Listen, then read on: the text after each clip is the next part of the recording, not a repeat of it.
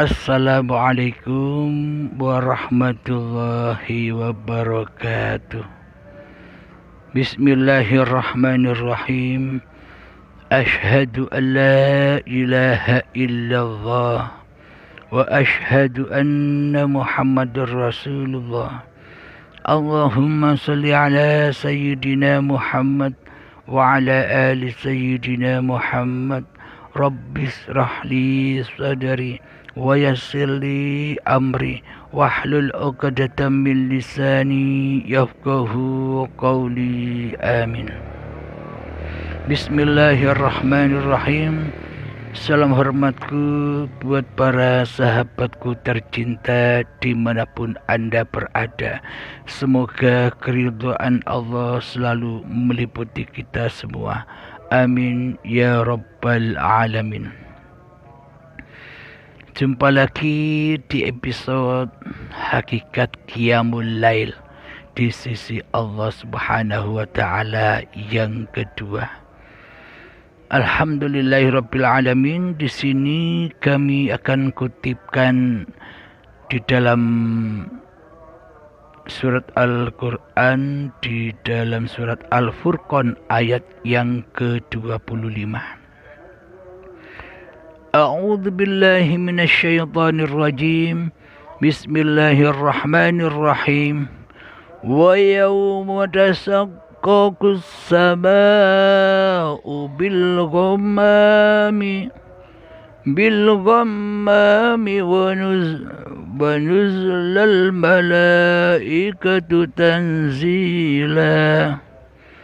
Artinya, dan ingatlah hari ketika langit pecah belah, mengeluarkan kabut putih, dan diturunkanlah malaikat bergelombang-gelombang. Alhamdulillahirabbil alamin.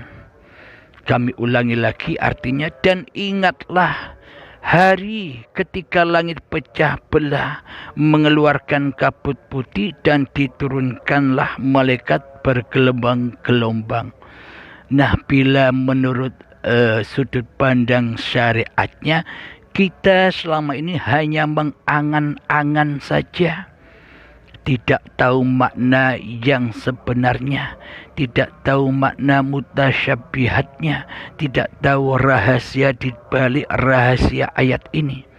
Saya bacakan lagi, artinya, dan ingatlah hari ketika langit pecah belah, mengeluarkan kabut-kabut, dan diturunkanlah malaikat bergelombang-gelombang. Ini bagi orang-orang yang sudah berbaiat. Ini bagi orang-orang yang bisa mati sebelum mati. Jadi artinya, dan ingatlah hari ketika langit pecah belah, mengeluarkan kabut putih, dan turunlah malaikat bergelombang-gelombang ketika manusianya sudah kedatangan kiamat akbar. Jadi kiamat akbar itu ya baiat, itulah kiamat akbar.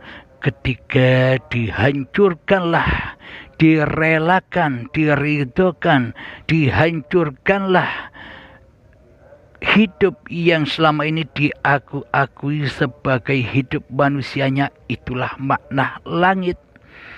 Dan bumi yang selama ini badan yang diakui sebagai milik manusianya, itulah bumi.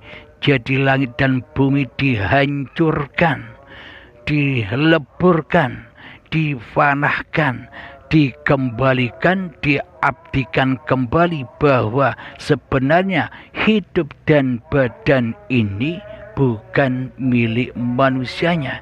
Hidup dan badan ini milik Allah. Jadi langit dan bumi kembali di dalam kekuasaan Allah. Maka pecah belahlah langitnya, maka bergelombang-gelombanglah malaikat turun ke dunia. Jadi ini maksudnya datangnya bergelombang-gelombang malaikat itu, yakni bila orang-orang yang sudah baiat itu akan mendapatkan ilham ruhi, akan mendapatkan petunjuk Allah, yakni allamal insana ma lam ya'lam. Allah akan mengajarkan kepada manusia hal-hal yang belum diketahuinya. Jadi bagi orang-orang yang sudah berbaiat atau orang-orang yang sudah mati sebelum mati, ia akan dibimbing Tuhannya sebagai pencipta dirinya. Di hatinya selalu lillahi ta'ala daripada linafsi. Jadi seluruh aktivitasnya di dalam kebenaran. Bila orang-orang yang sudah berbaiat dan orang-orang yang mati sebelum mati, perjalanan setelah kematiannya akan lurus sampai kepada Tuhannya di seluruh aktivitasnya. Di hatinya selalu lillah di dalam keadaannya. Di hatinya selalu lillah di dalam apapun peran-peran yang diperankan Allah kepada dirinya. Di dalam sholatnya ia bertemu Tuhannya, di dalam duduknya bertemu Tuhannya, di dalam berdirinya bertemu Tuhannya, di dalam mandinya bertemu Tuhannya, di dalam bangun tidurnya bertemu Tuhannya, di dalam kerjanya bertemu Tuhannya, di dalam naik motornya bertemu Tuhannya, bahwa hanya Allah lah yang berperan selama ini. Hanya hiduplah yang memerankan badan selama ini. Hanya uripe Allah lah yang punya kekuasaan atas langit dan bumi. Inilah orang-orang yang kembali. Jadi orang-orang yang berbaiat itu bisa dikatakan sudah almarhum, sudah bebas dari keberadaan diri manusianya, sudah bebas dari hukum-hukum manusianya. Bagaimana mungkin manusia masih bisa bersyariat? Bagaimana mungkin manusia masih bisa berhukum sementara manusianya sudah kembali ke rahmatullah, sudah kembali ke jalan Tuhannya? Itulah ihdinas siratal mustaqim. Jalan lurusnya para nabi dan rasul, jalan lurusnya para syuhada, jalan lurusnya para aulia Allah. Jadi pada intinya, hakikatnya seluruh manusia pasti mengikuti jalan-jalan itu, lambat atau cepat, cepat atau lambat. Namun bedanya bagi orang-orang yang menempuh jalan kesadaran, menempuh jalan baiat, menempuh jalan siratal mustaqim di saat ia masih sehat segar bugar, dengan ketika ajalullah datang di saat syakaratul maut tiba, beda prosesnya. Bagi orang-orang yang tahu, bagi orang-orang yang mati sebelum matinya, maka ia akan selamat menuju jalan Tuhannya. Karena selama ini setiap detik per detik, setiap menit per menit, setiap jam per jam, dan setiap waktu kehidupannya selalu kembali kepada Tuhannya. Naik turun, kadang di langit, kadang di bumi, kadang di langit, kadang di bumi, naik turun dengan sultanu aulia. Jadi dengan al-wali, jadi ya Allah sendiri yang memerankan. Diturunkannya ke bumi, dinaikkan ke langit, diturunkan ke bumi, dinaikkan ke langit, karena Allah yang berkuasa atas diri manusianya. Alhamdulillahirrabbilalamin. Beda dengan orang-orang yang tidak meniti jalan ketuhanan di saat hidupnya ini, masih terbelenggu dengan syariat-syariat manusianya. masih terbelenggu dengan torekoh manusianya, masih terbelenggu dengan hakikat manusianya, dan masih terbelenggu dengan makrifat manusianya. Jadi manusianya masih berperan menjadi Tuhan sebagai penguasa syariatnya, sebagai penguasa torekohnya, sebagai penguasa hakikatnya, sebagai penguasa makrifatnya, seolah-olah manusianya lah yang bisa bersyariat, seolah-olah manusianya lah yang bisa bertoreko, seolah-olah manusianya lah yang bisa berhakikat, seolah-olah manusianya lah yang bisa bermakrifat kepada Allah. Inilah yang salah paham tentang syariat, toreko, hakikat, dan makrifat. Karena apa? Karena hatinya belum lillah. Karena apa? Karena belum mengenal Tuhan pencipta dirinya. Karena belum mengenal siapa di balik syariat.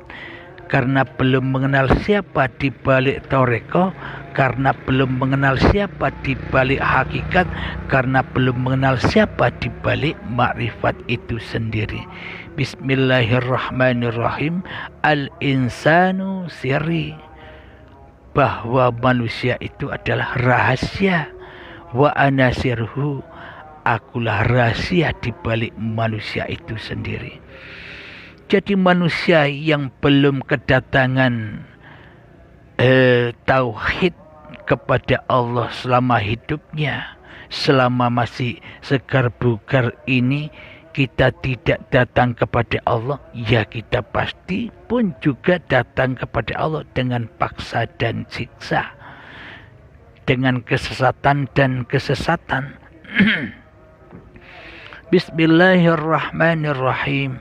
Man kana fi hadhihi a'ma, barang siapa di dunia ini buta mata hatinya, fahuwa fil akhirati a'ma, dan di akhirat pun semakin buta mata hatinya, wa adallu sabila, dan akan tersesat-sesat pula jalannya kepada Allah. Sholatnya di dunia tersesat, hatinya di dunianya tersesat, ibadah-ibadahnya di dunia tersesat, hatinya tersesat kepada Allah, uripe tersesat kepada uripe manungsane. Jadi uripe Allah gaib tiada, yang ada hanya uripe manungsane. Hidupnya manusianya, akhirnya manusia tersesat dari jalan Tuhannya. Sholatnya sesat, ibadahnya sesat, sholawatannya sesat, ngajinya sesat, zikirannya sesat, semuanya berada di dalam kesesatan. Karena apa? Karena tidak qiyamul lail hatinya, karena hatinya tertidur, karena hatinya terselimuti dengan hawa nafsunya. Jadi menginjak wat siratal mustaqim pasti jatuh ke lembah neraka, pasti jatuh ke lembah hawa nafsunya, kumpul dengan iblis dan setan, pasti terjatuh ke dalam linafsi, pasti terjatuh di dalam pengakuan diri manusianya yang berperan, yang berkuasa atas laku-laku itu. Inilah yang disebut berselimutkan kabut putih, terselimuti oleh hawa nafsunya di hatinya. Alhamdulillahirabbil alamin. Bagaimana caranya agar semua ibadah kita, semua aktivitas kita, seluruh pergerakan-pergerakan tubuh kita sejak bangun tidur sampai tidur lagi itu menjadi amal yang soleh? Bagaimanakah caranya? Caranya ya harus menyingkapkan selimut itu? Caranya ya harus bangun dari tidurnya. As-salatu khairum minan naum. As-salatu khairum minan naum. Salat itu lebih baik daripada tidur. Maknanya berselimut itu, tidur itu lebih mulia daripada qiyamul lail. Maksudnya keliru, mohon maaf. Qiyamul lail itu lebih baik daripada tidur. Jadi ketika kita berselimutkan hawa nafsu kita melakukan sholat ibadah di dalamnya. Ketika hati masih berselimut oleh hawa nafsu, kita melakukan ibadah-ibadah di dalamnya. Kita melakukan amal-amal di dalamnya. Selamanya roji'un tertuju kepada selimutnya, yakni hawa nafsunya. Apakah itu dikatakan ibadah? Apakah itu dikatakan sholat? Apakah itu dikatakan menyembah Allah? Apakah itu dikatakan mengabdi kepada Allah?